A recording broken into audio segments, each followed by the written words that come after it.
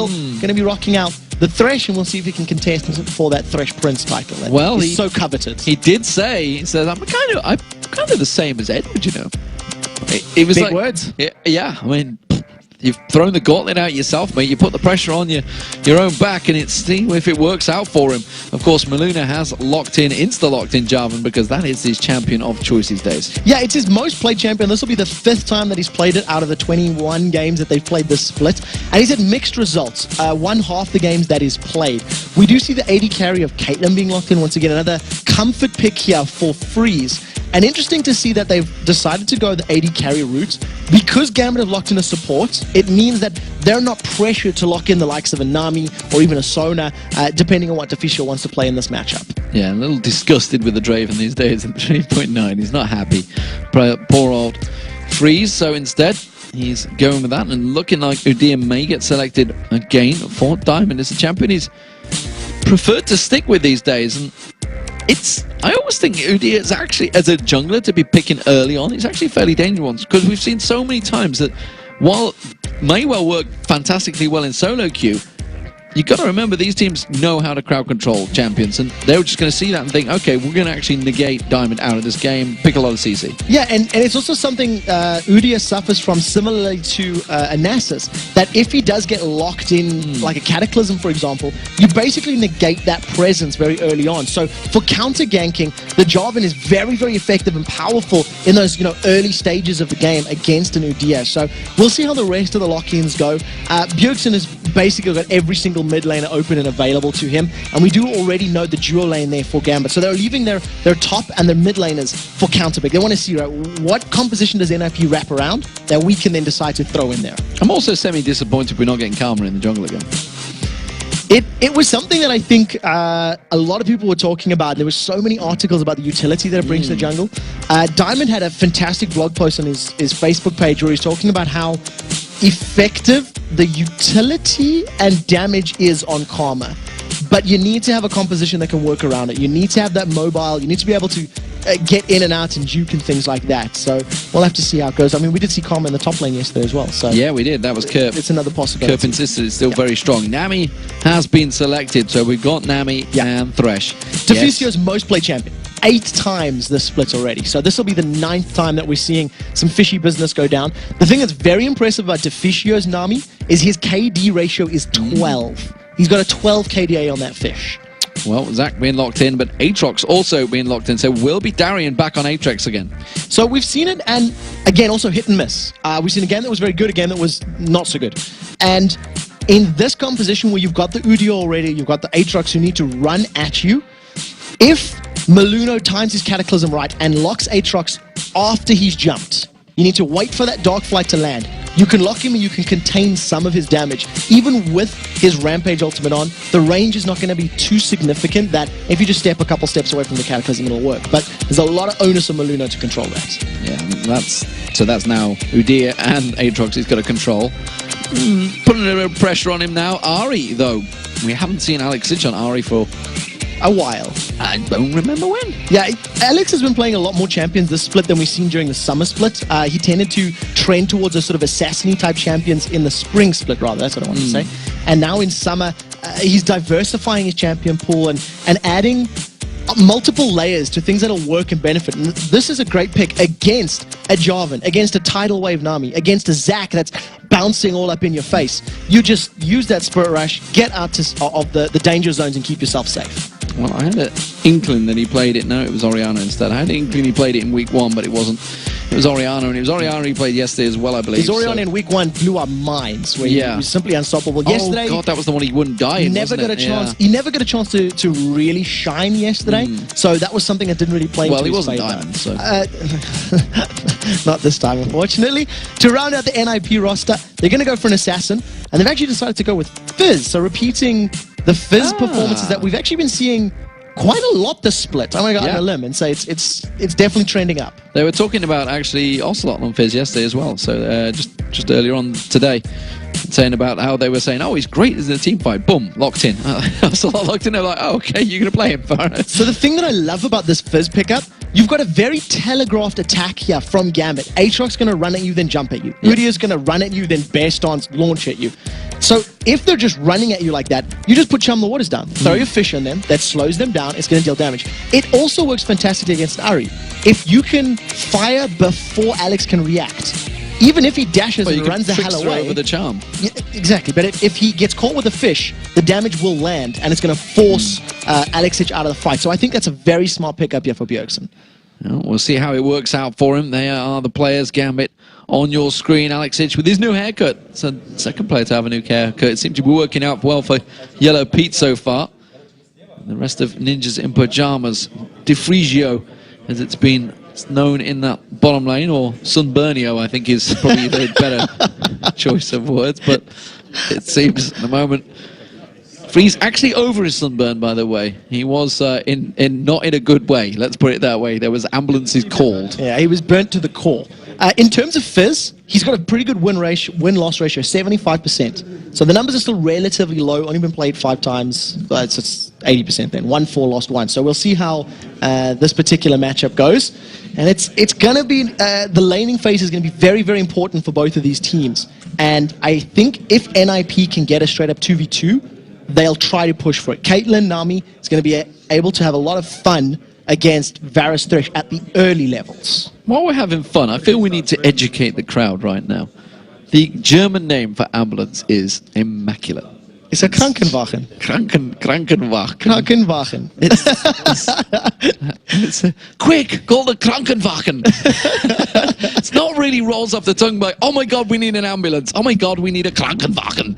It's things you learn in Germany. It's just, ladies and gentlemen, beautiful. Welcome to the European LCS from Cologne, Germany. If you ever need help, that's the word you're looking for. We are live though, ladies and gentlemen. The blue team is Gambit and the red team is Ninjas in Pajamas. And, well, we'll see how this one goes. Both these teams picked up losses yesterday, not really what they were after. And they are going to be looking desperately for one of those wins. Yeah, while we're looking at Aatrox on screen really quickly, you'll see that his passive, the Bloodwell, will start to generate those stacks based on his auto attacks that he's dealing. And as long as that little bar below his HP is red, it means his Bloodwell passive is active, and he will come back to life with that sort of GA type of ability. But if it's gray, he will actually die. So that's something to keep your eyes on once we get into these team fights. They are standing on top of a ward, so Ninjas in Pajamas know exactly where they are. Teleport was picked up by Bjergsen. I'm not sure if we quite mentioned that at the start. Teleport Ignite, no Teleport less. Ignite, yeah, not flashing at all. Nothing flashy about Bjergsen in this game. We do see 3 Ignites on the side of Ninjas in Pajamas. So once again, they're trending towards multiple Ignites. It is mirrored by Gambit. And it basically just signals we want to fight, we want to get early kills. It's something that's definitely very helpful, especially when you've got that Ignite in your support. So while the invade was there from Gambit, they are going to stick around. They're putting heavy ward presence actually around to check out that red buff. They will manage to get in there, but nothing aggressive coming out from Ninjas in Pajamas. They were completely passive in the opening 2 minutes of this game. Yeah, very defensive wards from NIP, and I think the duo lane of that Caitlyn Nami, it does look like they're trying to match up against the duo lane of Gambit with Genja and Voidal. The one thing that I am noticing is that Alexic is not willing to play with the fish, so he's gone top lane, and Gambit have actually sent their duo to the mid. Oh, so it's going to be Zach and Zmima up against Alexic. This is a lane that he may have played in solo queue, but certainly wasn't expecting to play here in the European LCS for Ninjas in Pajamas in his second week. This is going to be very difficult for Darian to deal with in the bottom lane against the slow of Nami and the range of Caitlyn. It's going to be very painful. Mima against Alex should be a little simpler, basically because of Mima's sustain that he's going to have from that cell passive of his. Just get the HP back on each of his ability costs. What do you mean cell division? I don't cell division, thank you. I've never actually learned passives. It is a weakness. Yes! I knew one that he did, ladies and gentlemen. Only because Joe was using it non-stop the other week. But nevertheless, Diamond is going to come around and he's actually stealing away the Wraith here. Maluno is about to come check it. And he's thinking, do I go in there? Nope, because there is a big angry bear man pig staring at me. He had the ward there, had the vision. There's a ping ward as well they put down there to clear the vision away. Comes straight back around, and you just can't counter against a bear man pig like that. And this is really what you do as UD. You just counter the hell out of the opposition jungle, and he just can't do a thing right now. He's just had his race stolen away from it. Just walked straight in. They both had double buffs, but he just couldn't go toe-to-toe with Diamond. No, not in the slightest. And it's something that the low-level Udias are so great at doing, is the dueling. Because he's got a shield, because he's got a massive amount of lifesteal that he gets from his turtle stance, and the on-hit damage from his Tiger, it works into his favor. And it is a Tiger stance Udia that we're seeing from Diamond Prox. It's something that he's been doing more and more of over the course of the summer split. Once he hits level 4, I do expect a second point in that queue. Diamond maybe pay a visit to this top lane against Mima.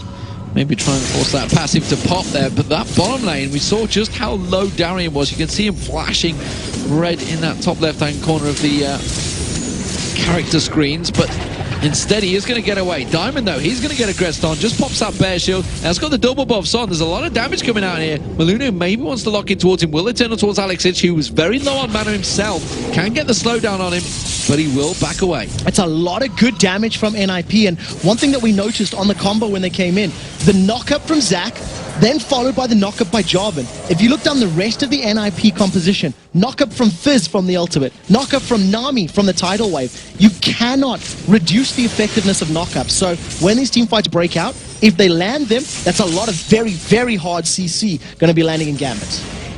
Well, meanwhile, this bottom lane, look how low that turret is already. 5 minutes gone, this turret will be down. Darian also already taken a lot of abuse, had to go back, gets caught in the Aqua Prison, pilt over Peacemaker, goes back across. He's already low again. Maluno, he comes across Voidal in that mid lane. Good play, though, comes back out in reaction to it. Death Sentence lands, he may well be enough. Piercing arrow on towards Maluno, forces it back there. Bjergsen tries to get away from that one as well.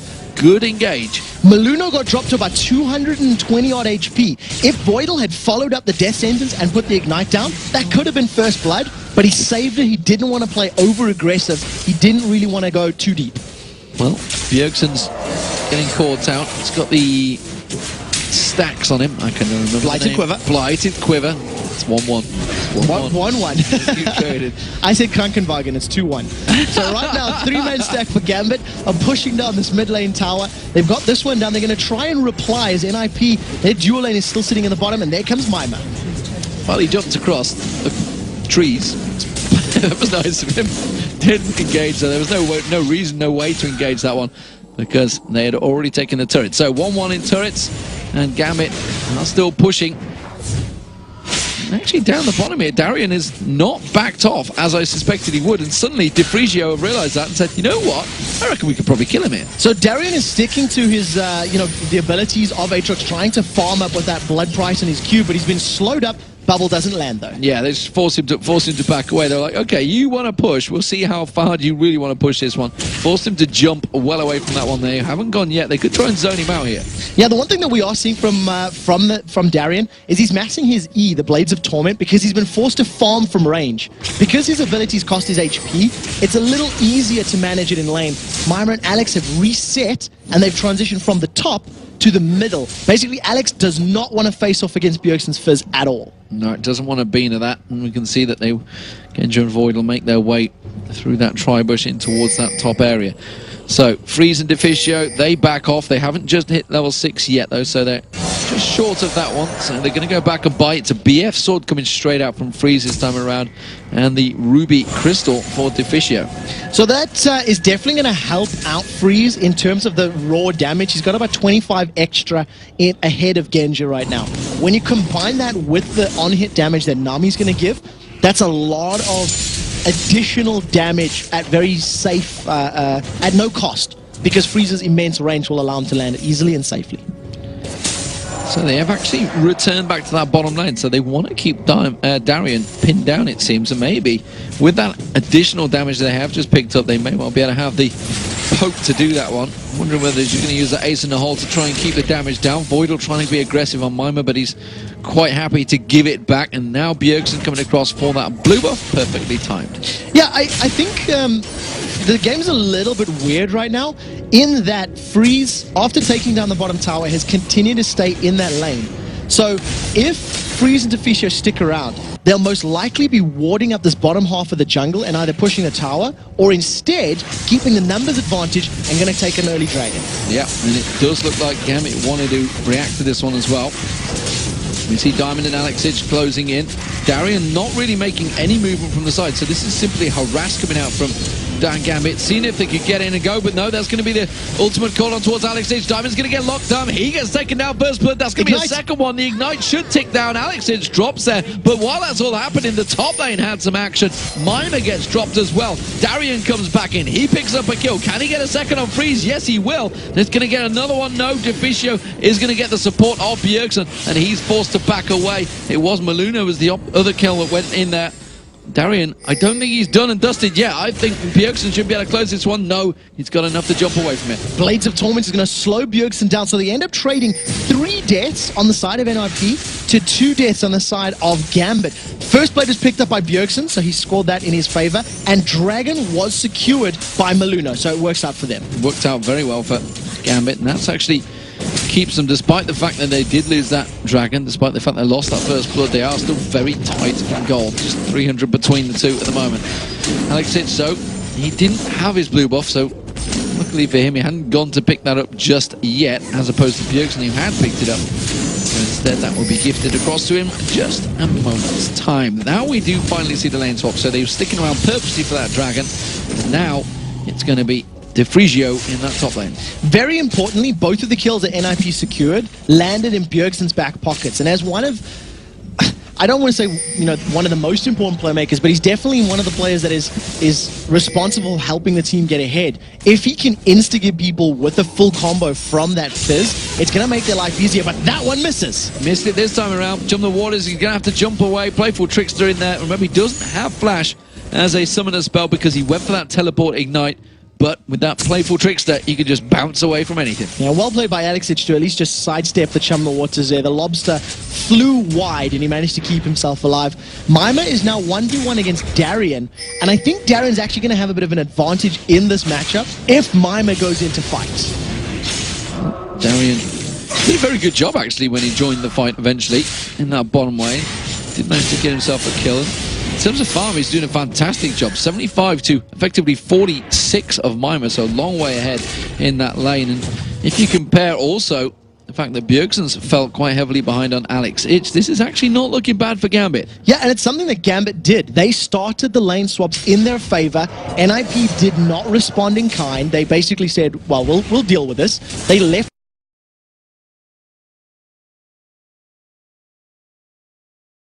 lane as 1-1-2, and it basically has resulted in Gambit having this early CS advantage, and it's working in their favor. Well, Freeze and Deficio back in towards this top lane, 2v2, and they're both at level 7, or should say all 4 at level 7 apart from that. No, I'll tell a lie, Deficio's still at 6. Slacking. He'll be there soon enough. He's just hit 7 finally. So he's getting closer and closer to having a max rank Tidecore's Blessing, that's the E, which adds around about 70 or so damage per auto attack for 3 auto attacks, and that is a lot of additional damage. So if Genja does take some poke early, it means poke plus a bubble equals death.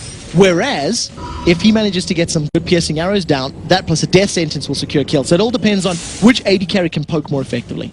Oh, Diamond's been spotted out by that ward. He just trotted past. There's an Aqua Prison on towards Genja.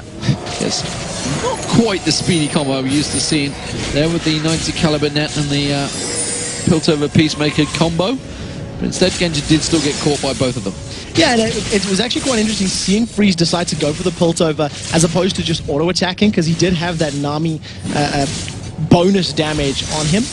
At the end of the day, they're just trading back and forth, farming up as much as possible. NRP stood right on top of a ward, so Alex should be able to juke and dodge Chum the Waters relatively easily in that mid lane. Yeah, not so sneaky there right now. Both stood on top of that ward, directly on top of it as well. So Bjergsen's like, fine, I'll just continue farming. Alex is like, nope, nope. And just one lines it up and farms out the wave. No problems at all. AD carries, let's have a look at those two, because we are seeing Genja, who went for the Berserker Greaves instead, so he's got speed and mobility, and he's going to need that right now because Bjergsen's coming around the side. He has got that Chill the Waters available, and they are lined up perfectly for him. They're going to catch on towards one. It will be Voidal. He gets dropped. Can they get on towards Genja? No. Bjergsen gets taken down. It's a shutdown for Alex Itch. Nicely played. They trade 1 for 1, and very importantly, the kill goes to Freeze, so that does help. Unfortunately, they've given a kill now over to Alex Itch, so if you look down the kill score, 1-1-1-1-1, Gambit starting to play a little bit of binary. Ninjas and Pajamas focusing on the top lane tower, while Diamond Prox is trying to steal away that blue buff. Oh, and they're going to go towards Alex Hits. They're sliding. Cataclysm's there. One more hit will do it, and it's going to be Freeze that takes the kill once again. While this is all happening, though, look at Darian. He's putting pressure on the middle turret. Blue buff was stolen by Diamond, so Gambit are trying to take advantage despite the fact they're being caught out in the top lane. Yeah, Diamond's doing very, very well in the jungle. He's basically spent half of his time in his jungle farming and half in NIP stealing stuff away. So as long as he can keep that presence up, he's going to be a very scary threat. Also, if you look at his build, he's picked himself up a Doran's Blade, which is something we're seeing him do a little more frequently whenever he plays Udyr. For me, Darian's art starting to become a real problem as well. He's just been roaming around. You can see he's built up that Bloodthirster almost now. He doesn't really have any cares about who comes at him in the lane right now. No, it's a very scary prospect once that Aatrox does get a Bloodthirster built up, because not only does it stack on all the damage of his Bloodthirst and Blood Price, it just gives him even more sustain. And he's basically just a perma-sustain champion. And the only threat to that is Bjergsen, who's just been caught. Oh, just about manages to playful Trickster out that charm at the right time as the hook and the death sentence does manage to finish off there. Voidal clears out, picks up all of those souls, but it is Ninjas and Pajamas starting out the Dragon. Gambit look to respond. So they picked up the first one. It also allowed them to secure first blood when they started the first Dragon. Diamond is going to need to either flash in and steal. The hook doesn't land, and at the end of the day, NIP pick it up relatively uncontested. Yeah, that is another Dragon for them. 4-4 in terms of kills, and just that 1,000 gold advantage spread as the two turrets have also gone down. Mime clears out this bottom wave. He's doing what Zach needs to do, and that's just sit passively farm off the sides until he becomes a tanky mess and just gets involved and spreads his love all over the opposition team. On the condition that Darian is not getting the love of Mimer Zach and he's not knocked up in the air multiple times, he should be able to sustain through the consistent damage of his opponents, because Caitlyn on hit, Jarvan on hit, Zach on hit with some ability damage, which means that Bloodthirster Aatrox can just continue right-clicking his way through a lot of that, especially if Mimer continues to build a little bit tanky, which is what he's looking like right now. Yep, you can see with that Bloodthirster completed, as well as Freeze with the Bloodthirster completed. Lichbane now completed also for Bjergsen, and looking like an Abyssal going to be coming out for Alex as his first item at the moment. We'll see whether that's the way he wants to go. Diamond, though, looking like they may try and dive towards Mimer in this bottom lane. Could well see some pressure. Nope, Diamond's going to back off. Let him live. Yeah, it's so difficult to gank a Zac, because not only has he got his elastic slingshot, he's just going to pop on Let's Bounce, get all the tenacity from that, and literally bounce away to safety. So that's why he decided to back off. With the Dragon picked up and a little bit of time to basically farm with impunity, Ninjas and Pajamas now have a 1,200 gold lead. And Genji's going to get himself a nice juicy fat stack. That's what an AD This will carry. balance it out. This is the perfect thing for an AD carry to see. It's just like, yes, you've just pushed a giant wave for me to just free farm quite comfortably right next to my turret. And I'm extremely happy to see Genji moving away from this sort of tier the goddess builds. It's going to give him much more impact. Now, Bjergsen does have Chum the Waters available. The range will basically hit that line of minions that Genji's standing behind. So if Genji moves forward, Playful Trickster is available, and Bjergsen could hop that wall. Well, I think he's been spotted. Yeah, there's that ward at the blue buff. I don't know whether he got vision over it to begin with, but they are now chasing on towards him. Diamond's trying to sneak in there. They realize he's going to come around the side. Yeah, the moment the Voidal threw out that death sentence, they gave their position away, but Ninja Pajamas have 4 members pushing on this middle turret. Don't think they'll get it just this wave, because the rest of Gambit have managed to react to it. And NIP forced to step away once again, but that's actually taken Genji away from his happy free farm time that he had in the bottom, top. This is something that Genji does a lot whenever you look at Gambit games as well. He does like to spend a lot of free time solo. Somewhat reminiscent of like Double Lift from CLGNA. Likes to farm up to items, and only once he has his items is he 100% comfortable committing to fights. You can see he's being forced to respond because of the numbers and the presence of NIP in the mid lane, and eventually we're going to have a 5v5. NIP backing away. They're not comfortable sieging yet. No, Bjergsen's going to push down towards the bottom, though. Maybe see if he can keep the pressure on towards the bottom inner turret this time around. Remember, he has the Ignite available. Teleport's with him, and he's just waiting to see if he can catch any stragglers. Yeah, he's looking for a pick. He knows that Gambit are going to respond to it. He knows that most likely it's going to be Genji, as you can see. Now, he's going to Playful Trickster over the wall and run into a Man-Bear Pig not too far away. So this is a little scary for both Genji and Bjergsen. He's gone. He's left him alone, and that may well actually put him in trouble. Forces the flash out of Genji. He'll be happy with that. Didn't even use Chum the Water, so just Bjergsen's presence, you know, I'm letting you know I'm here, and I can kill you whenever I want to, is basically the message he's sending. Well, now we're going to have a smite fight between Maluno and Diamond. Do either of them want to use the smite? Who desperately do they want this red? Oh, Chum the Waters has come out. That's a big Earth. He just consumes Genja where he sits. Yeah, Earth just nommed himself like Genja Varus, and it looked a little too easy. Now, Diamond Prox is a little bit out of position. NIP are starting to encroach. Bjergsen's playing the perfect bait game, and they've caught Diamond. Oh, and he has to flash away, but it's not going to be enough. Cataclysm comes out, and we talked about it already. How easily he can get locked up once that Cataclysm's there. But Deficio caught out. Oh, by the red stuff. Just on a rejoin his team. Mima comes back in there. Darian now, he's going to get locked up. Bjergsen dives on towards him. He's going to get his passive pops. There's no ace coming out of it. Trap already placed underneath him. You hear it come down there, and Mima picks up that kill. Good bait, really, from Bjergsen. All started off there. Yeah, and very good play from NIP in general. They backed away. It was a clear call. NIP saying, look, there's a big wave in the bottom, so let's wait for Gamma to respond. I'll then commit and pull them towards me, and it worked perfectly. With two fishes on your team, who would have guessed you can make good bait? While that's all happening, look at Alex Ich. Oh, there's a teleport coming out. Bjergsen's going to try and get in behind him. So Alex Ich actually up that mid lane. Bjergsen will give himself away, though, because that minion wave will spot him. But look at Bjergsen. He's going to try and head him off. He's going to try and teleport and back away from this one. Is he going to be quick enough? Deficio's locking him around the side. 10 seconds on the clock for Chum the Waters. Keep your eyes on the bottom left. Now, we flicked over to Alex. He does have flash available. And the question is it going to kill? He does get a lock in. That Aqua Prism was beautiful, but he's already used the play from Tricksters. Oh, tried to blind shot the Chum the Waters. He still has enough to get on towards Alex Ich, so he's going to try and go through. I reckon he might play for Trickster through the Baron pit. No. Bjergsen thought he'd gone around. Instead, he's thinking, well, that's about the same amount of gold in this top wave. I may just get all this. That was about 3 to 5 seconds difference. If the bubble had caught a couple seconds later, Bjergsen would have been able to land a very simple Chum the Waters, and that would have obviously followed Alex no matter where he went. But at the end of the day, they still got his flash. That's very, very important. So there's no flash available for Alex Ich in these next team fights, nor is the Bloodwell available for Darian's Aatrox. It's going to need another 2 minutes to cool down before it's available again. And with the Dragon up in 15 seconds, looks like Ninjas in Pajamas are in good position for this one. They won't have, or will they have Chum the Waters? They may do. Teleport is not available though, so it doesn't matter. Bjergsen's already backed off, and he's going to come back in towards this Dragon area. Ninja Pajamas, they are ready for this one. There is a ward down the bottom. Oh, look at that. Half the hit points with ace in the hole on Alex Ich. Fully stacked Bloodthirster plus a Last Whisper means that that ace in the hole is really hitting hard. It's over 750 damage at base, plus all that armor penetration, which is why it chunks him down. Now, Diamond may consider going for a steal. He does have Smite, but I think wisely he's backing away.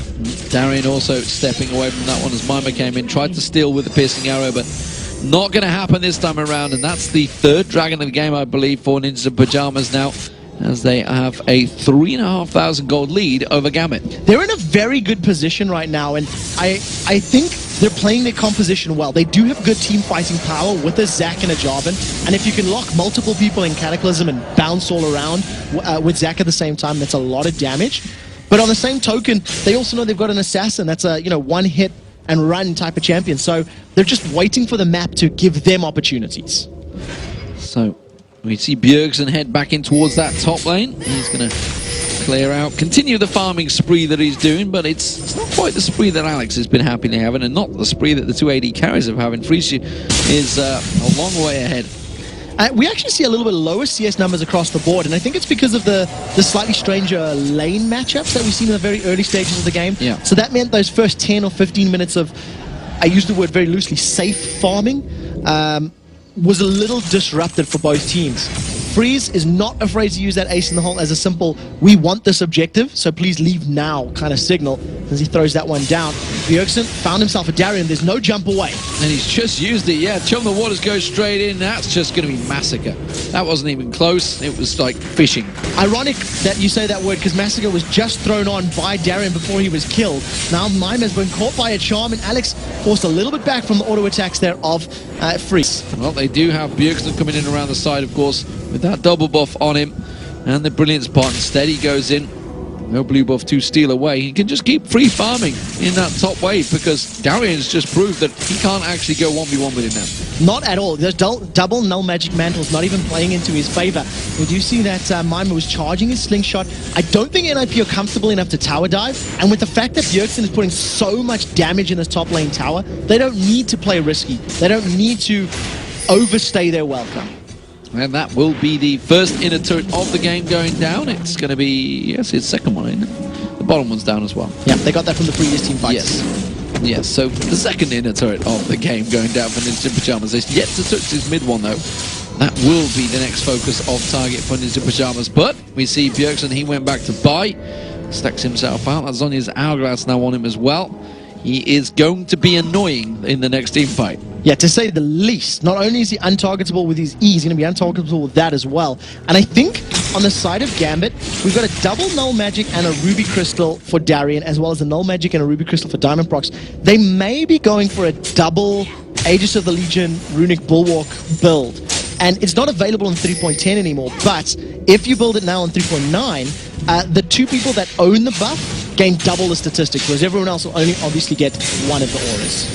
Well, Darien doing what Darien does, and he's just continuing to split push and try and drive home that top area. Gambit, the rest of the team trying to give him support, offer him help, and try and get in towards that top turret as well. Alexic and Diamond up there, Voidal following behind. Genja's going an incredibly long way around instead of the rest of his team.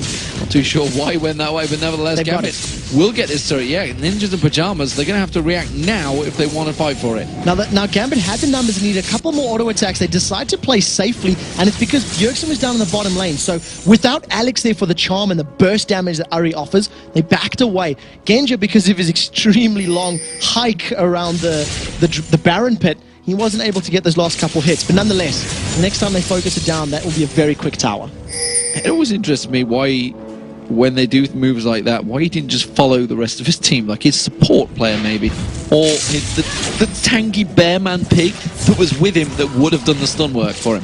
It's a question we'll have to pose to them the next time they're on the interview couch. Yes, not too sure. Oh dear me, they're gonna. Oh, Chum the Water's completely missed. Earth, unfortunately, not a happy camper. He's tasted Genja once, unable to taste him the second time round. Now, Dragon shouldn't be too far away from respawning, so it'll be up in the next sort of 2 or so minutes. I would imagine that vision and control the bottom half of the map is going to be testament for NIP. They've taken 3 already, and they're looking to make it number 4. Red buff goes to Genja, and this is NIP. They are closing this one out slowly. They're not in any hurry, and well, they have a good lead, and they have a pretty good late game team, but it's not the greatest. Now, while we see Mima maybe thinking to jump on Darren, if somebody else responds, he may go for a kill. Instead, he's just going to push him away. Let's take a look at the gold numbers right now, because not only is it a 5,000 total gold, but you can see that Darren's sitting on 1,700. Alex is sitting on 1,500, so that gap is actually even wider, because effective gold has not been spent. And we do see that numbers were a little bit higher for a few more of them, but in the last couple seconds, Diamond Prox has picked himself up that Aegis of the Legion, and Genja has secured himself a last Whisper. Well, Alex will tick up that blue buff, and now actually the mid lane's been a little bit exposed here, and Instant Pyjamas might be able to get themselves onto this one quick sharp if Gambit don't react. Just hit the turret! There's no one there! I think NIP are just playing this very, very safely. They realize they've got a lead, and they don't want to overstay their welcome unless they're 100% sure. And when you consider that of their team's 8 kills, 5 of them is on Bjergsen, and Bjergsen's not there, you can sort of see where the hesitation comes from. Yeah, it's actually been Bjergsen that's been taking down the turrets as well. He is the turret pusher, so let's hope he's going to keep pushing down and taking that inhibitor turret. That seems to be his focus target. The rest of NIP, now that Genja is not there, they're going to go for it. They're going to drive in there. Will it be enough, though? Slingshot charge on towards it. Mima's thinking of launching. Bjergsen's heading in actually from the side as well. No, not going to go for it instead. They're just going to buy time, because look at Bjergsen. He's almost on the inhibitor turret. So he's going to carry on pushing that wave down. The 4 members of NIP, they're using the elastic slingshot as a deterrent. It's basically saying we could pull the trigger on our globule nuke if you stick around long enough. And it's forcing Gambit to back away every time Mima starts to charge that up. He's realized that Alex came back, but he's kind of stepped away from this one. They're going for Dragon. The bait is there. Now he's actually on the inhibitor turret. Now he flicks away. Playful Trickster again. He managed to get 1 hit there, but the rest of Gambit, they know that he's not there. Of course, does have teleport. Dragon picked up. 4th Dragon for NLP. Piercing arrow just a tiny bit late there from Genja. And actually may have been able to steal that one away, but instead they just miss it in the last couple seconds. And NIP just continuing to slowly strangle the life out of Gambit here. They're controlling the waves, they're controlling the lanes. They're finally going to get some damage down on the tower. Slingshot is charged, and Mima backs away once again. Aqua Prison not quite finding the target right now. Oh, actually, Darian going aggressive onto Bjergsen now, launches himself in. And he's thrown his ultimate down as well, so Massacre is up for the next sort of 8 or so seconds. They're going to wait for that to wear off, and that's a very big bonus here for NIP if they want to pick a fight. See whether they go for it. They may well realize it instead. Bjergsen hops, skips and jumps, and he's going back across towards that top lane. He wants to keep the pressure on towards the inhibitor turret while they happily... I mean, this is an outer turret, so NIP happy to stand the ground here because they've got easy defensive fallback. Now, there's not much that... not much Gambit can do outside of landing a good charm or a hook. That's their ghost signal. Whereas with Bjergsen coming in from the back, if a Chum the Waters lands, this could be it. And there they go. There they go. The Aqua Prison finally finds its home. It's Diamond Procs they land in. Mima comes in. Let's Bounce is there. Chum the Waters has been thrown out. That manages to land. No, it misses its target. Balluno has to flash away from that one. Mima gets back in there. Bjergsen does get taken down. It's a great turnaround for Gambit. You get to see Alex Inch. He picks up one. Mima gets away with it though. It was a 2 for 0, and it was Gambit that came out on top. The tower still stands, and NIP were a little bit half-hearted in that engagement. A couple of guys dived, a couple of guys stood back on the tower, and they just got split up completely. Very luckily as well, Genja used his flash and his barrier to stay alive and got a very good chain of corruption, locking up members of NIP to prevent the continued chase. So, the siege not working out like they planned it there, Ninjas in Pajamas. And while they had their supercharged fish flying through the air, the shutdown bonus gold was given across to, I believe, Alex Itch. And it's probably not really, no, it was actually... Yeah, it was Alex. It was Alex. Plus 432 gold for taking down Bjergsen. So that's allowed him to finish up that DFG. He's going to be able to at least burst more targets down if he lands a good charm in the not-too-distant future. And Voidal has got himself the Oracle. He's starting to clear out the Drop Baron. And we said this before too many times. You can't give Gambit little details like this. They will start ripping your limbs off if you just give them a little scent of blood. Give them a finger, they'll take an arm is the traditional. And right now they're still 6,000 gold behind, 5,000 gold behind rather. And they're still at threat of being insta-gear, but Bjergsen has missed both of his previous Chum the Waters. This one, however, gets flashed away, but nevertheless flash burned, that's a successful use. Another flash burn. Oh, piercing arrow lands. And they're back in the middle. One of the things that's very good for Gambit is their line wave clear. Blades of Torment there on Aatrox is maxed out, deals a lot of damage. Orb Deception, true damage on the return flight, as well as that piercing arrow from Varus. That means that those minion waves, as long as they're conga lining up, just get destroyed very, very quickly. And you can see now it's actually Gambit that are actually starting to pull the driving force, starting to push them out. While they was sitting on the turret a moment ago, they're actually pushing those waves out there, and it's bought time for Genja, again, to be off down the bottom, taking away the golems. Big wave in there. They may, just may, finally start split pushing themselves and giving that little bottom turret a nudge. Yeah, it's definitely something that's on the cards for Gambit. We've seen Darian doing a pretty good job of it in the early stages of the game, but since this, I mean, this has been 7 to 10 minutes in this mid lane where we've been trying to get the tower down as far as NIP are concerned. Darian's just been forced to use that line missile of his to control the wave and stay in a good defensible position. It seems to be working out for Gambit at the very least. They're farming themselves into this game. They were significantly further behind a couple of minutes ago. They certainly were. They're dragging themselves, screaming and kicking back into this match, and Ninja Pajamas are kind of letting them have it.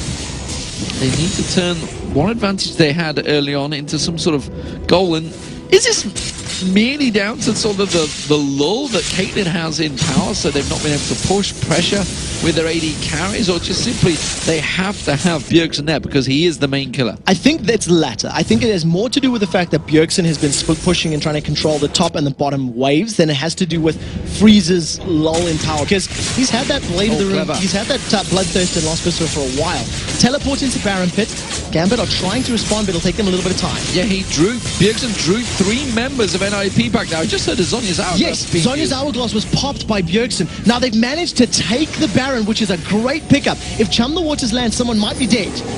It does get thrown out, gets onto Voidal. He's going to get Ace in the hole as well. He gets dropped very quickly. Mima jumps in on there. The Aqua Prison not quite finding his home. But NIP, very clever. That was all about Bjergsen. Split pushing, drew 3 members of Gambit towards him in the bottom lane. And not only that, because of the damage that Freeze has been able to complete already with the Last Whisper, the Bloodthirst, the Zeal, etc., and the percentage damage from Zac in there, they shredded that Baron so quickly. They finally picked up the tower. It's taken them 12 minutes minutes to do so, but finally it's down. Positional advantage play, and maybe that long drawn-out siege was simply a case of, we will time out the wards. There could definitely have been a possibility. The Genja build has just been completed. GA Last Whisper and Bloodthirster, so we'll most likely see Genja working towards his Infinity Edge next, which is his standard itemization. And for the time being, against the insta-kill potential that the Fizz offers, Bjergsen now has one less preferred target as far as his ulti is concerned. Well, 15 seconds on Dragon. I'm not sure they're worried about that. The charm lands on Bjergsen now. Has the playful trickster away. Is it going to be enough? Chop the water thrown out beautifully. Catches on. Diamond gets consumed. Darien taken low. Mima goes down though, but it's a double kill being picked up for Freeze. Can he turn it into any more? No. Aqua Prisons was flown out simply to keep him at bay, and the passive of Mima was popped on the tower. That was a 2-for-1. 2-for-1, and you consider that it was Bjergsen that got charmed first, so that was them being caught and making the best of that situation. Overall, not too bad, but a lot of damage still stands between Varus and Ari, so they clear out that wave very quickly, and the minions do the work that Gambit had been unable to do for the last couple of minutes. Yes, took a long time to do it, but finally the minions do take down that top inner turret, and that makes it 5-3 in terms of turrets between the teams. Dragon, the 5th Dragon, I believe, of the game, or the 6th, not too sure what we're at right now, but it is been NIP taking every single one of them away from Gambit. Yeah, against a team that's, most prolifically known for their Dragon control, Gambit simply haven't left their half of the map. I mean, I'm going to call them out on that one. They haven't been able to push past the river at all. They haven't put damage on towers as far as their champions are concerned, but they've caught Freeze out. They have, and it's going to be Genji coming in. Hail of Arrows, there's no way he's going to escape this one, even with a 90 caliber net, and it's going to be a piercing arrow that finishes the job. And the moment they do push past the river, they manage to pick themselves up a kill. So Gambit may start playing a little bit of this split pushing power themselves now. However, with Freeze going back, he just completed a Phantom Dancer and an Infinity Edge simultaneously. That is a terrifying, terrifying Caitlyn. That's a 3-member Gambit push, actually. Diamond's going to come around, put that ward placement down. Instead, the rest of the teams will step away from this one. They thought about continuing that driving force, but look at Bjergsen again. He's on the hunt. Bjergsen, if he lands Chum the Waters, that's the story. He stood right on top of a ward. I'm not sure if Bjergsen would have seen. They probably did. But it is just around a corner, so there's a slim possibility he was out of sight. Yeah, the fact that he still stood there tells me he didn't see that go down. So it's just that slight vision hitch that you can have sometimes when he's just around the corner. Alternatively, it could have been a bait. It could have been saying, hey, yeah, I seen the ward. Do you really want to come at me? Yeah. And if he's holding a couple people in place on top of the wards, as you can see by the Wraith Camp, for example, maybe Bjergsen just putting a little bit of psychological play in there. Instead, he's back to the bottom lane, and he's farming again. Just keeping those waves sleeping clear, driving the minions in towards it. He managed to get the Baron last time for his team, last time he did this. When he's going to come back up towards that red buff, swings back around that. Ooh. Was thinking about it, didn't have Playful Trickster available, so a full burst combo of the REQ is not going to be enough to take him down as it was on cooldown. Instead, he goes back down to the bottom. He managed to clear it out. The rest of NIP, they want to push on towards this inner turret. So it's a case of defend your inhibitor turret, or we will take your inner.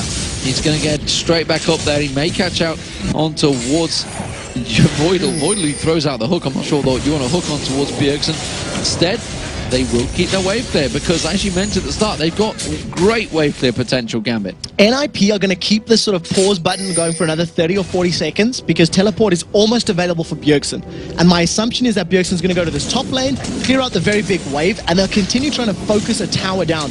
The last inner tower that's standing for Gambit is in that mid lane. And I think we're just going to see a repeat of the sort of 20 to 30 minute game where keep focusing your towers, get some vision, allow Bjergsen to split push. Well, the kills are at 9-11, but we have an emergency here because there is a farming session going on, and some sort of energy liquid might be required to keep us going, because this is definitely going to be a slow one. And why not? Because if you look at the table right now, they are so tightly packed. Gambit on 11-10. We've just seen Ninjas and Pajamas, Fnatic, getting beaten, so they're on 12-10. Evil Geniuses are up to 11-11. Ninjas and Pajamas are on 10-11, so if they win this one, they'd be equal on terms with Gambit. If Gambit win this one, they'd be equal on terms with Fnatic. It is so tight right now. They're all fighting for positions to make it through to the Season 3 World Finals. And of course, let's not forget, if they get through to the Season 3 World Finals with those players, they secure themselves a position in Season 4. Something that's very interesting to note is that going to the playoffs, before we even get to any of the World Finals, third place 6th and fourth place 5th. So even though they're super tied right now, it's the head-to-head records that are going to determine who's actually going into those positions. And if they're tied 2 and 2, we're actually going to play even more games at the end of Super League. There's going to be best of one deciders. So there's a whole lot on the line. I think NIP in this game, they feel the pressure. They don't want to lose because both of these teams did lose yesterday. And even though NIP are still 8,000 gold ahead, Alex take that one. They're not 100% sure how to make this advantage stick because the previous tower dive they had failed quite terribly. And remember, Gambit play Lemon Dogs after this as well as Ninjas and Pajamas. They play Meat Your Makers. So Gambit have a pretty tough week ahead of them so far. And it hasn't worked out so well just yet. There's going to be the Cataclysm, though. Diamond locked up in that one. He seems to be the focus target. The Tidal Wave. The Tidal Wave catches 3 members. He's going to see Voidal. Voidal will get dropped. Chain of Corruption lands on towards Maluna. That may be the death of him on the tower. Yes, it will be. It was a 1-for-1 trade. And look in the waiting in the wings. It is a bird. Is it a plane? No, it's Bjergsen on a ward. Now we'll have to see how effectively his Chumba Waters can be because Freeze was untouched in that fight. The double bubble holds Deficio and Alex up in the air while they take the tower down. So 1-for-1 trade. Jungle for support's not something you ever want to do, but if you secure the tower, it worked out in favor of NIP at the end of the day. And that's the tower. So they back off. 6 seconds on the Baron, and that will be the next focus of target, I feel. And Gambit already trying to push out. They need to get some ward placements down there. They don't have any coverage whatsoever of that ward area, or the river, in fact. Now, we'll have to see how Darien impacts these next team fights, because in the previous engagement, he was able to survive through it, was able to put a lot of damage down, and with his Spirit Visage completed, he's going to have even more regen. But he hasn't been a threat to Freeze or Bjergsen right now. He's been sticking on the Mimer and the Maluno that's diving into him. He needs to disrupt the backline, disrupt Freeze's game to help Gambit win their team fights. And if he can do that, that's going to be the key to Gambit rolling through and taking objectives of their own. Close. Every time you see that playful trickster coming out, I think Darien actually jumped away from that one. Yeah, he used the Dark Flight. He was terrified. He was scared of the trickster landing and it being followed up with a giant earth lobster there from Bjergsen. But he manages to get away. Quick trigger fingers as far as his movement abilities are concerned. Off at the side, and I was just wondering whether Gambit were going to get launched upon. Instead, they throw out that death sentence. Look at this, though. Mimer's ready to go. Is he going to launch himself? They're stood on the wards. No. Cancels it. Mimer is playing very, very defensive with those slingshots. Now we do see Maluna on the other hand. He's got Cataclysm. He locks Diamond Prox in. And Diamond Prox is going to get caught. Aqua Prison's in there as well. Let's Bounce comes out from Mimer. That's going to be Diamond Prox taken down. There goes Alex Hitch. This is trouble now for Gambit. You see Genja, he gets slowed down. Chum the Waters will catch him. Guardian Angel's not going to save you here, that's for damn sure. Darien also getting locked in. You can see Freeze is getting around the side there. He was the focus target, manages to get away, turns back in there, gets sniped out. And that's going to be another kill. Darien goes down. That's a double for Bjergsen. It's a 4-4-0. Great engaged by Ninja Pajamas. Yeah, brilliant play indeed. And we were talking about in the Champion Select how Udyr can be cancelled by Cataclysm, how he can be controlled if you lock him in a cage, and that is exactly what Maluno did.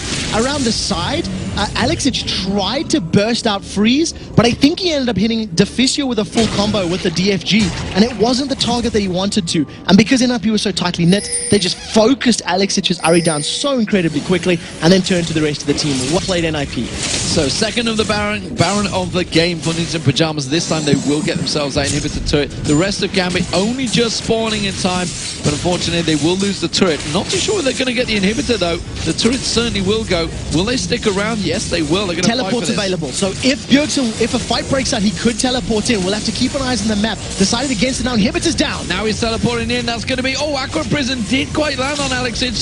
Get away from that one. Teleport came from Bjergsen, but the rest of the team are going to back away safely. Bjergsen now with the GA. So that was a pretty brave call. If they'd picked up kills there, NIP could have pushed on to finish, but instead Alex was able to flash to safety, which meant that there was no more pressure. So teleport is now down, and Bjergsen's going to be stealing this blue buff away, and he's basically killed that in like 3 auto attacks in his combo. That's a lot of damage. He's got full build. I mean, he's got a Zhonya's and a GA. He is going to be really frustrating to fight against right now. He's sitting off to the side. He's going for Alex Hitch there. Thought about it, tried to bait out, just side steps the charm. So he's only got 740 ability power. He's just diving up to Darren, gets knocked up in the air. GA is there. Chum the Waters is down. Oh, he's being very confident. Puts Chum the Waters, and in goes Mima, bouncing in for the rescue. He has still got that Guardian Angels. Mima's going to use Let's Bounce to get away from this one. They don't want to give the Baron back just yet. It's not over. How confident they are. Hail of Arrows, that slows him down. So they did have to burn the Let's Bounce to get to safety, but they picked up a kill from that. After Bjergsen got caught and chased down by 3 members of Gambit, NIP are the ones that come out with a kill. They have a 15,000 gold lead right now, and they're in a very commanding position with Baron and Super Minions going down the mid lane. Very, very strong Ninjas in Pajamas now. It's theirs to win. They have that 15,000 gold lead.